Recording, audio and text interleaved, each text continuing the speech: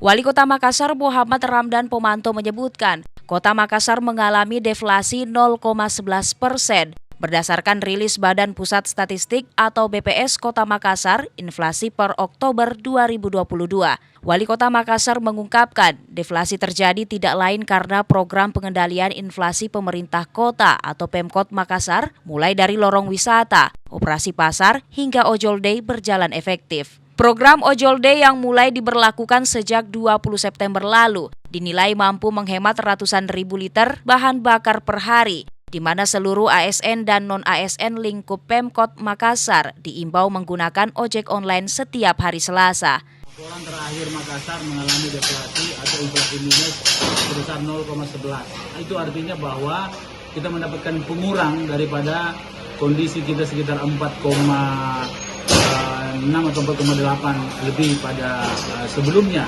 Secara total berarti dia akan berkurang. Ini tandanya bahwa kerja-kerja kita selama ini operasi pasar, ojol day, dan bagaimana tanaman pangan food security di masing-masing lorong itu sudah mulai berproduksi, sehingga masyarakat sudah bisa memenuhi kebutuhan pangannya di rumahnya sendiri, dekat rumahnya sendiri. Wali Kota Makassar juga menambahkan, selain Ojol Day, program operasi pasar dan lorong wisata juga berkontribusi dalam deflasi yang dialami Kota Makassar dengan peningkatan ekonomi yang dilakukan mulai dari lorong dan UMKM lorong.